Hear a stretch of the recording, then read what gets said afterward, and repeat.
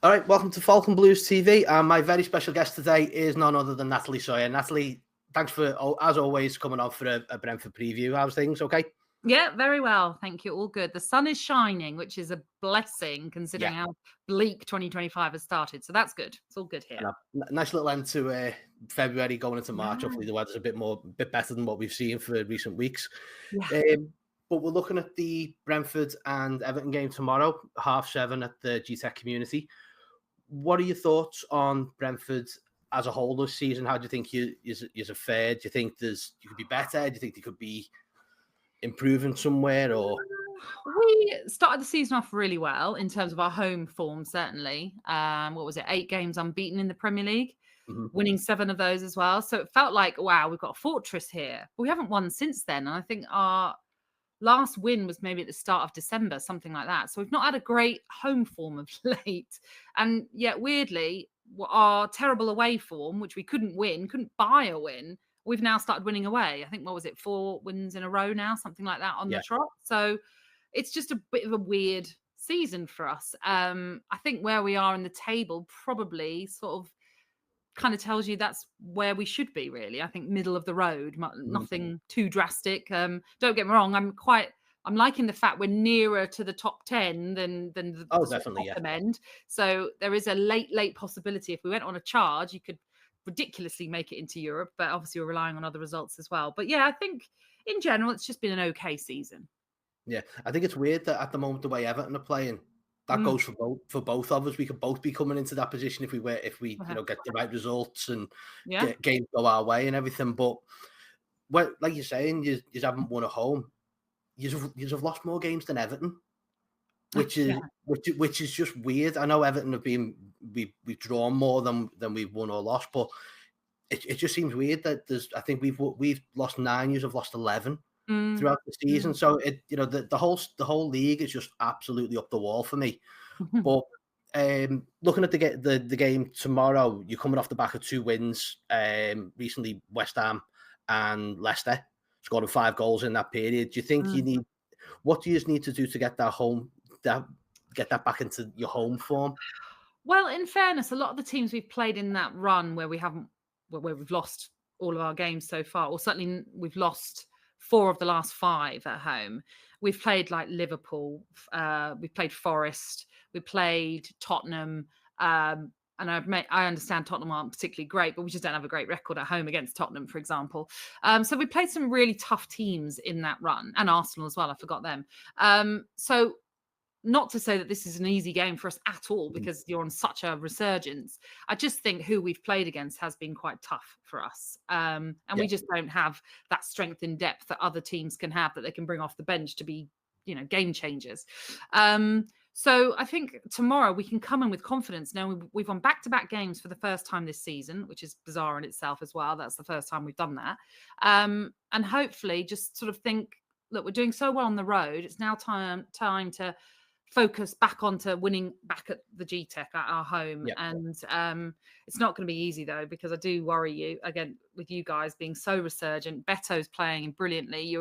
What's remarkable about you guys is seeing such a contrast between the Sean Dyche Everton and the David Moyes Everton, which there was Dominic Calvert-Lewin predominantly isolated on his own, whereas now you've got Beto along with 3 or 4 other players charging forward. So you don't have that isolation anymore, and that is a real threat that you're going to pose to us breaking forward. Yeah, I think the difference is it's night and day. The way we've looked, we just look like we're pulling for each other rather than a team that, I won't say a team of individuals, but you had our midfield, you had your defense, which pretty much names itself, but then you had a midfield that was chopping and changing every week, and then, like you say, with Calvert-Lewin isolated the way he was, we just weren't producing that.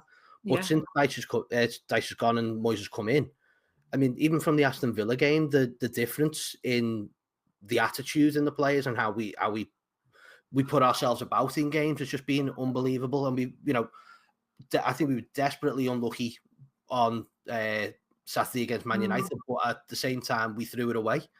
But I'd rather to think that we'd thrown it away rather than gifted them the win like we did at Old Trafford, and that's the stark contrast with Everton at the moment. Yeah. I can see that. I mean, you only have to hear how the players are talking as well. You know, Mhm. someone like Beto, you listen, you can read into it as much as you want, but from my angle, I'm listening into what he's saying, and you clearly can tell that David Moyes has just come in and has just given everyone a confidence boost, and they clearly were lacking that. You know, the fact that Beto's saying we're playing good football now as well. Now, Yeah. you know, that in itself tells you that they've been given that freedom to play more expansive, more exciting football. And yeah, you know, you're right about the defence. Although Sean Dyche wasn't really having O'Brien, was he, that much? I don't Well, think. no, not at all. I didn't No, even play him. he's fantastic. I mean, he's a unit, isn't he? He's Yeah. massive. I can't believe you wouldn't want him in your team, because you've got such a big back line then when you consider Tarkowski and Branthwaite as well. So yeah, I think there's only been a few little tweaks by Moyes, but my goodness, they've been impressive tweaks. Yeah, oh, definitely. I think it's nice to be talking about strikers Yeah. actually scoring goals rather than strikers just running around and doing a bit. So, and especially, you know, I think Mo Salah's on 6 goals. 6 goals for February. Beto's on 5 for February alone. You know, we played 6 games in the moment. He scored 5 in 4 games or something like that. So it's a great return, and hopefully that's something he continues tomorrow. But you have also got a solid strike force there with Brian Mbeumo and Johan Visser, both 27 goals between them as well. Obviously, they'll be looking at the back of the West Ham game and the Leicester game thinking, like you say before, we need to go back to the GTEC and we need to start putting the ball in the net there as well. Yeah, oh, absolutely. I mean, those 2 players have just been phenomenal for us. You know, they get a lot of credit from everybody, from everywhere. You know, you also got Kevin Schade on the left, who's been brilliant as well. But obviously, a lot of the sort of link-up play comes through Mikkel Damsgaard, who is just having the most incredible season. Some of the balls that he can play, you're just like, wow, you are serving on a plate to everybody. He's so fantastic. But yeah, you're right. I mean, it has to start gelling at home. You know, we lost to Tottenham not that long ago, and that was a game I thought we could have won, just going into it because of the form that they were in, and it was just a great opportunity. But they turned up at the GTEC and played a very different style of football, not the sort of high line that we could exploit by getting in behind that we'd like to do. They were very deep, very defensive, and they broke, and then obviously they scored their first, I think, from a corner. So that was a bit of a like, whoa, what's going on here? This is not what we were expecting. But then you go back to the Manchester City game where we drew 2-2 and we came from 2-0 down to draw 2-2 late on. Those are the kind of games that they should be looking at and thinking, look, we can get these results, really impressive results. It's just, you know, and even the Liverpool loss, 2-0 we lost, but there were 2 late goals from Darwin Núñez. And that was, again, difference in strength in bench. They were able to bring on Núñez to change the game. But that was a game I walked away with thinking, how did we lose that 2-0? Because we played so well defensively. So there are little things that they can take from some of these games that haven't necessarily gone our way and think, look, it's just fine margins at the end of the day. And hopefully we can put that right against you guys tomorrow. Well, looking at the table then, we've got yourselves on 37 points in 11th, Tottenham on 33, Palace on 33, and us in 14th to 31. And there's a chance there for Brentford to get the magic 40 points number tomorrow and be happy going into the 2-week break. But I think Everton are also going to be looking, well, let's leapfrog Palace and Tottenham right before the break and get ourselves on 34 points and then start chasing the pack 11th, 10th, 9th. I think that's the confidence that David Moyes is going to have to try and instill, and that's what he's going to have to tell them tomorrow, because I think tomorrow is going to be tough for Everton because we've gone through 6 games in the space of just over 3 weeks. Is this going to be a game too far for Everton? I don't know, but I think it'll be. I think when I've looked at our games, I've looked at the Liverpool game, and then we went away to Palace, and I thought the Palace game was a better result than the Liverpool game for the way we played, the way we handled ourselves, especially after the tough Wednesday. So, you know, even after the United game there, I'm hoping that, you know, we just need to keep this momentum going for Everton. But I think this, for me, I'd settle for a draw personally, because I just think this might be one game too far before the break for Everton. Yeah, it's actually quite a hard game to call. I really do think it's a hard game to call because, like I say, you guys have just picked up and are just playing with such confidence, and it's just oozing everywhere. You can see it. There's just such an uplift in that team. And it's amazing how one person can come in and just say the right things and it's all changes. Obviously, there's a slight different style in play as well, because clearly Sean Dyche didn't really want to score goals, it felt like, with that Everton team, unfortunately. And I remember talking about it a few weeks ago, or maybe a few months ago, before Dyche got the sack, saying that was my biggest fear for Everton. I know it's quite an obvious thing to say, but you weren't scoring goals, and you weren't in that. People weren't still talking about you as relegation contenders, although you were in and amongst it. And that was my biggest fear. I kept saying, but where are the goals coming from? You know, that was my... I mean, maybe it's fortunate that other teams are struggling, but Wolves are starting to pick up a little bit. And that was my concern with Everton, is they just couldn't put it in the back of the net. Yeah. You know, you can't keep the games and getting clean sheets. You need more. You need more. And if you concede, can you really score 2 to win a game? You know, that was the biggest issue. And clearly Moyes has come in and completely changed that thought process of, we're a team that can't score, to a team that can score. Get the best out of Beto, who at one stage looked like he might be on his way out as well. So, you know, there's so many good things about David Moyes and what he's doing with Everton. It's brilliant. It's nice to see him getting the credit that he deserves. And that's what I say. I find it really hard to call, because I'm a bit worried about you guys. And if I go back to the game at the G-Tech last year, you were absolutely fabulous. You completely blitzed us. We were terrible, and you were fantastic. And I have that fear that you can do exactly the same tomorrow night. I think we'll find out. I think like the interviews at 2:00 for Moyes' press conference. Actually, how many players we've got missing at the moment? I think we're still about 8 or 9 players still out. We're still missing Ilman and Dye. Dwight McNeil still unavailable.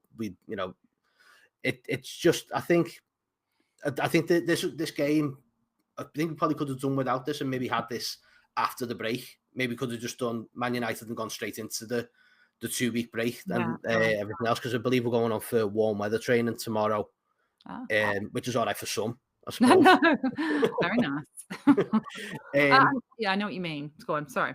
No, it's okay. So we'll leave it here then. So can you give us a score or prediction? I know it's tough to call, but I mean, you've already mentioned Burmo and Wisa are on fire.